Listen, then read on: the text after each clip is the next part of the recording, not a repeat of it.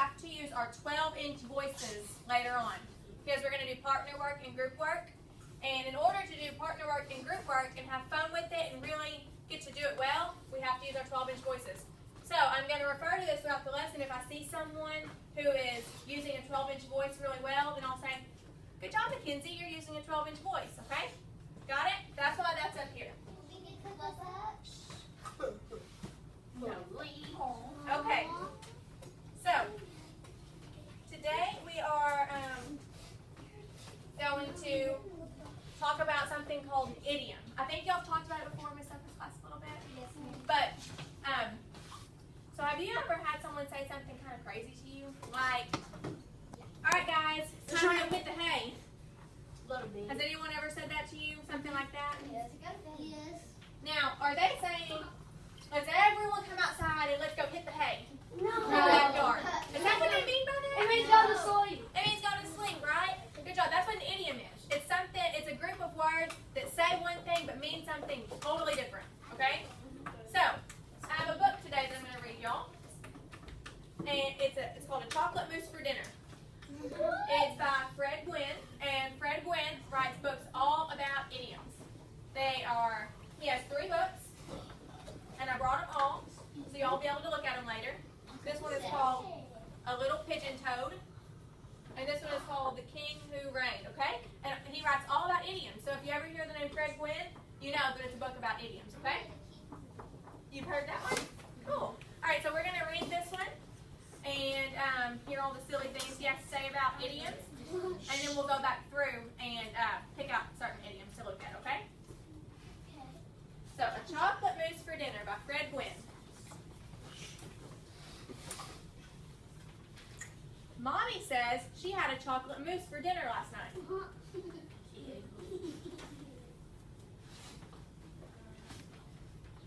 And after dinner, she toasted Daddy.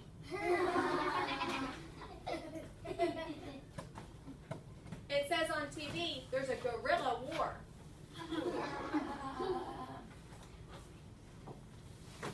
Daddy says lions prey on other animals.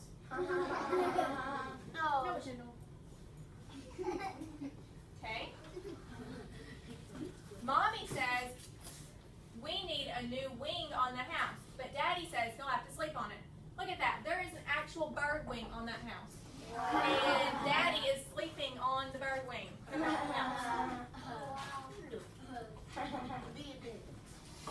Daddy says there should be more carpools.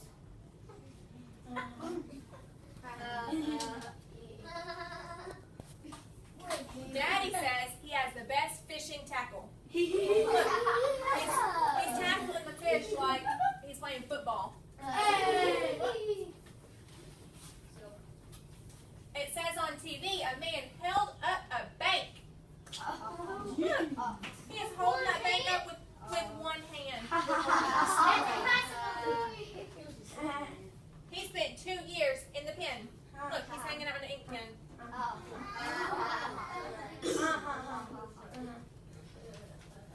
And he has just escaped and is now on the lamb. Do you think if he's just escaped and he's just riding on the lamb, that would happen if he escaped? Yeah. Daddy says, watch out for the undertow. Look at that. They are in an ocean and there is a toe in the middle of the water. Crazy.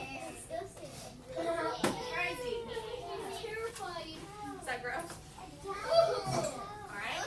Daddy says he plays the piano by ear. He is playing the piano with his ear.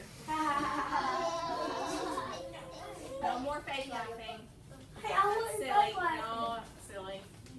Mommy says she's going to tell me about Santa Claus. Look at Santa Claus. Yeah, he has a big fat Claus.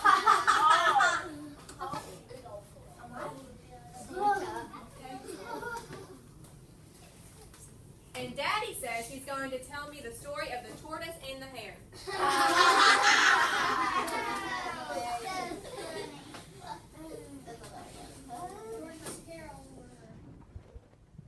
Stories like these drive me up a wall. That's really silly.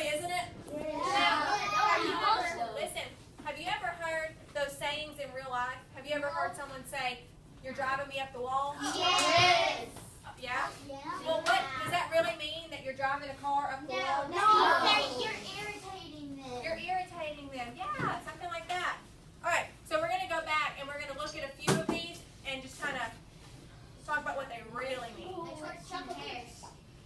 I like the tortoise. How about this one? Daddy says lions prey on other animals. That's not true. Oh, they ate it. Okay, raise your hand. Remember how we raise our hands? All right, what is the picture showing us, Tylee? What's in the picture?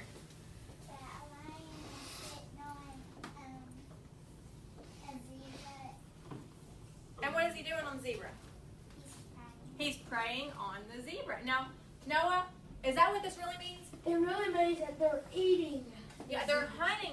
Lions hunt other animals. That's what prey means. They hunt for them, okay? Doesn't really mean they're going to sit on top of the back of another animal and prey. That's crazy. I wish I would. You wish they would? That's what I would go. What about this one? It says, Mommy says we need a new wing on the house, but Daddy says he'll have to sleep on it. Okay, first, where are the idioms? There's kind of two idioms in it. Trey, what's one idiom? A wing on the house. A wing on the house. And what does it show in the picture? What is Eagle wing. an eagle wing on the side of the house? You're right. But what does it literally mean? So literally would be what is the what does it figuratively mean? The true meaning of it, not what the words say. Noah? That needs a new part to it. Yeah. Yeah. Add a new room to the house or a new section. Okay, and what's the second idiom in it? Christina? Sleep on it. And what is the dad doing in the picture? Devin? Sleeping on a wing. Sleeping on a wing. But what does the author really mean? Yanni? Not quite. Not quite. Shamar? What does it mean? It says, but Daddy says he'll have to sleep on it. Does it really mean that he needs to sleep? No, it doesn't. What do you think about it? Good job. How'd you figure that out? Just thought? Have you heard it before? Yeah. Yeah. You probably heard that one before. All right. Let's talk about one more.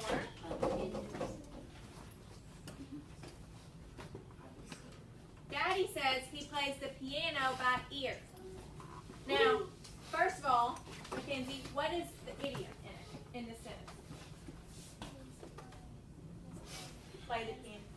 Plays by ear. And what does the picture show us? Abigail. He's using his ear to play the piano, right? But, and that's the literal meaning of it. Literally, it says he's playing it with his ear. But what does it mean? What is the true meaning of it? Emma? It's not like he can play it by listening to it? Yeah, he can listen to it and play it. He doesn't have to read the music. He can play it just by listening to it. Good job. Okay. So, based on that, can anyone tell me the definition of an idiom? We just saw a bunch of them. So, hold on one second.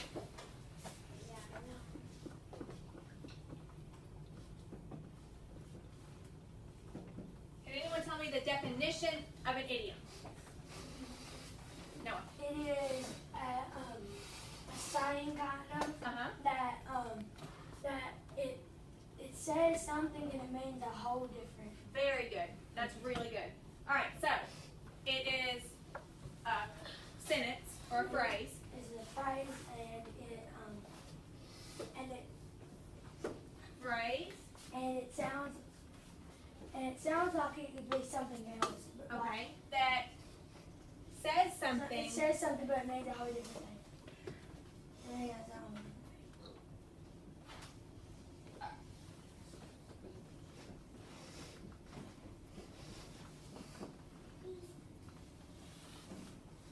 But means something different.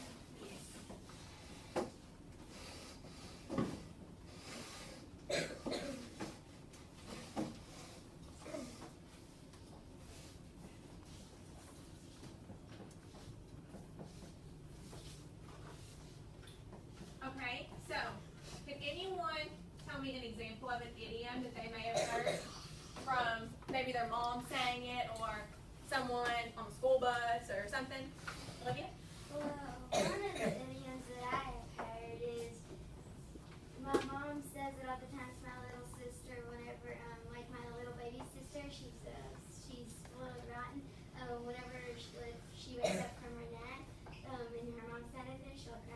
and she'll go in there and she'll be like, I can't believe there's stuff that's Crocodile crocodile tears. tears? Yeah.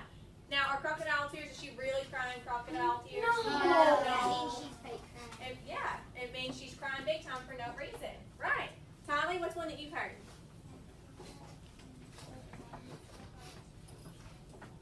Say it loud so everyone can hear. When my grandma, she says It's raining cats and dogs. Now, when your grandma looked out the window, did she see cats and dogs falling from the sky? No. She did. really hard. It's raining really hard. Good job. Okay, one more. Yanni, say that again. Your head. Oh, your eyes are bigger than your stomach. Yeah, like when you get something on when you put your food on your plate, like in a buffet, and you put so much on your plate, but your eyes are bigger than your stomach because you can't eat it all, right? Are your eyes really bigger than your stomach? No, they're not. That'd be a tiny, tiny stomach, right? All right, so we know what an idiom is. If we see idioms in a story or something, how are we going to figure out what they really mean?